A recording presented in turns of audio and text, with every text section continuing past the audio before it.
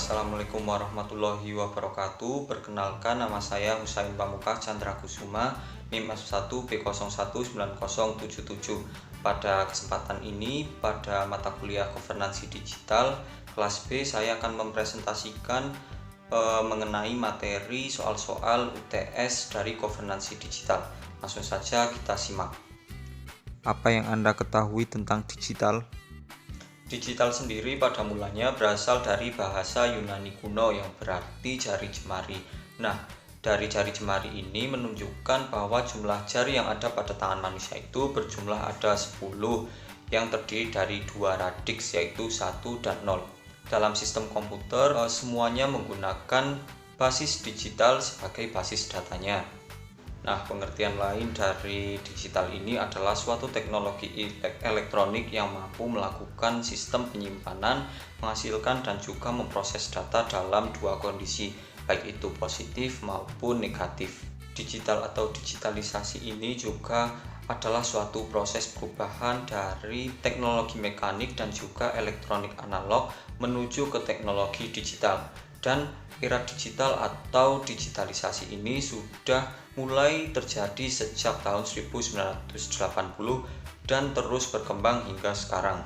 Era digital sendiri hadir pada mulanya disebabkan oleh adanya revolusi yang dimulai dengan remaja yang lahir di era tahun 80-an. Kehadiran digitalisasi ini menjadi awal dari perkembangan teknologi digital dan sistem informasi yang terus berkembang modern hingga saat ini.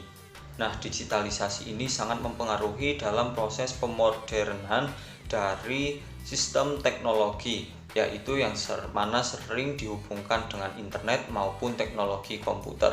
Untuk perkembangan dari teknologi atau digitalisasi ini terjadi dalam proses yang bertahap dan tidak terjadi secara instan, namun melalui beberapa tahap yang terus berubah dari zaman ke zaman. Untuk contoh dari teknologi digital yaitu ada teknologi komunikasi. Teknologi komunikasi merupakan salah satu jenis teknologi yang paling sering digunakan oleh manusia. Adapun beberapa jenis dari teknologi komunikasi ini seperti ada smartphone, telepon pintar, smart TV, tablet, laptop, dan juga lain sebagainya. Apa yang Anda ketahui tentang governansi digital? Governansi digital atau e-government adalah penggunaan teknologi informasi oleh pemerintah untuk memberikan pelayanan dan informasi kepada masyarakatnya. Governansi digital sendiri dapat diaplikasikan baik itu dalam legislatif, yudikatif maupun dalam administrasi publik untuk meningkatkan efisiensi dari internal. Nah, adapun untuk model penyampaian dari governansi digital ini ada government to citizen, government to business, dan juga government to government.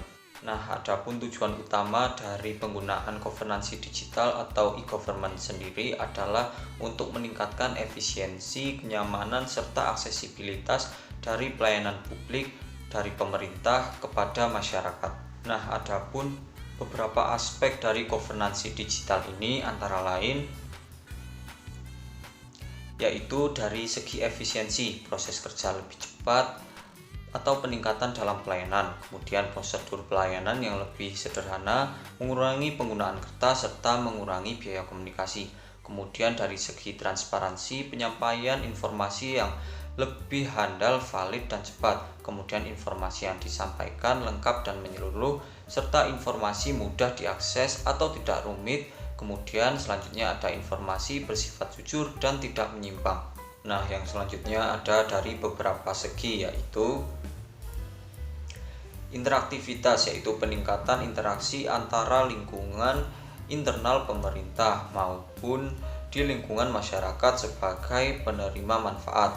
Selanjutnya dari segi pengambilan keputusan yang didukung oleh teknologi, peningkatan dari pengambilan keputusan dan perencanaan. Selanjutnya ada pengawasan dan monitoring lebih mudah dan juga lebih baik. Untuk yang selanjutnya ada 5 level kematangan dari governansi digital. Yang pertama ada initial atau analisis dari data-data yang ada. Kemudian yang kedua ada developing atau mengembangkan aplikasi-aplikasi yang sudah ada. Kemudian yang ketiga ada divined atau penerapan dari data pusat. Kemudian yang selanjutnya ada managed atau penggunaan digital secara penuh, dan yang kelima ada optimizing atau semuanya sudah diperbaiki dan dievaluasi secara baik dan benar. Nah, selanjutnya ada kendala terkait governansi digital. Terkait dengan kendala governansi digital sendiri, yaitu terkait dengan biaya anggaran untuk penggunaan jaringan telepon, yang mana untuk menyalurkan jaringan ke berbagai daerah yang pastinya belum merata. Selanjutnya ada penggunaan jasa telekomunikasi yang masih mahal dan juga memerlukan biaya yang besar. Tentunya dengan harapan ini beberapa kendala-kendala terkait di Indonesia bisa segera diperbaiki. Nah, adapun contoh penggunaan governansi digital untuk dalam pelayanan publik, salah satunya dapat kita lihat di Indonesia, yaitu penggunaan governansi digital yang sudah diterapkan di beberapa kabupaten, misalnya di Jawa Tengah. Meskipun dari beberapa pelayanan governansi digital di laman website, masih ada beberapa kabupaten yang belum mengembangkan dan mengatur laman websitenya secara baik dan benar, dan juga menerapkan responsivitas dari penggunaan masyarakat di halayak publik. Mengapa sekarang ini diperlukan governansi digital?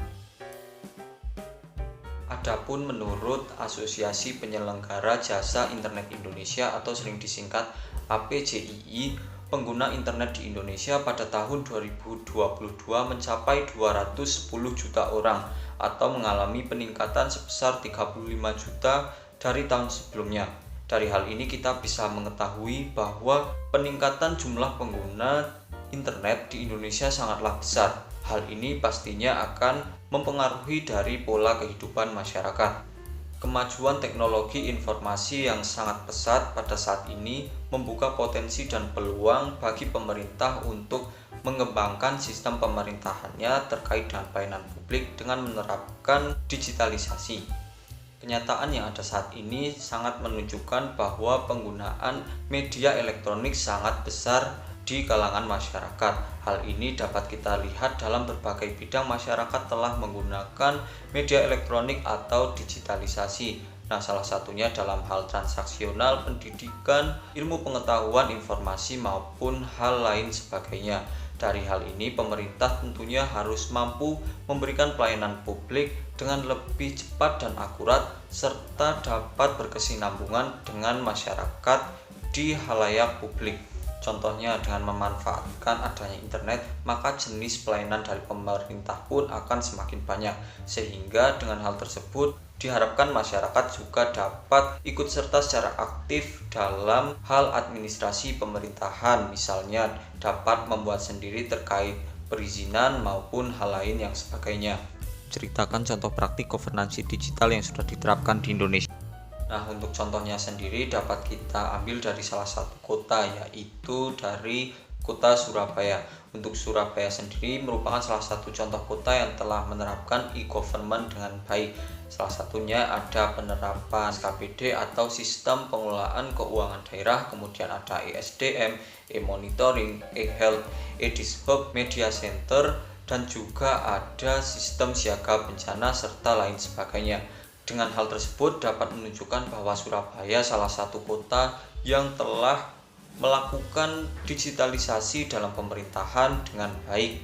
Nah, untuk salah satu contoh implementasi yang baik dari digitalisasi di kota Surabaya ini yaitu pada Sistem Pengelolaan Keuangan Daerah atau SKPD. Dari sistem ini merupakan menjadi objek vital karena menyangkut dengan perencanaan dan pembangunan dari kota maupun staf pemerintahan di kota Surabaya, sehingga sistem ini sangat berperan penting dan sudah mulai berjalan dengan baik di kota Surabaya, meskipun dari tahun ke tahun perlu adanya peningkatan dan juga pengembangan dari sistem ini. Ceritakan pengalaman pribadi Anda dalam menikmati pelayanan publik yang berbasis governansi di. Untuk selanjutnya terkait dengan pengalaman saya dalam menikmati pelayanan publik yang berbasis governansi digital, yaitu pada saat saya melakukan vaksin COVID-19 di daerah saya, yaitu di Puskesmas Kecamatan Saburan. Pada saat itu saya harus melakukan pendaftaran melalui sistem di laman atau website di Peduli Lindungi. Nah, pada saat itu saya harus mengisi data-data saya secara online tanpa harus datang langsung ke puskesmas.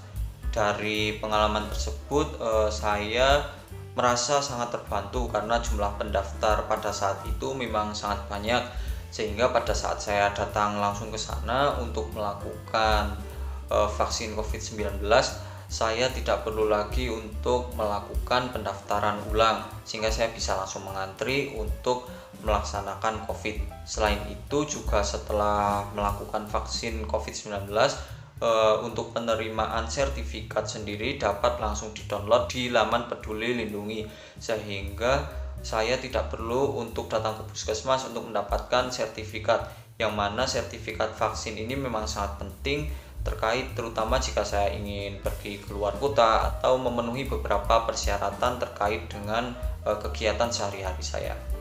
Nah, demikian jawaban dari saya terkait soal UTS mata kuliah governansi digital.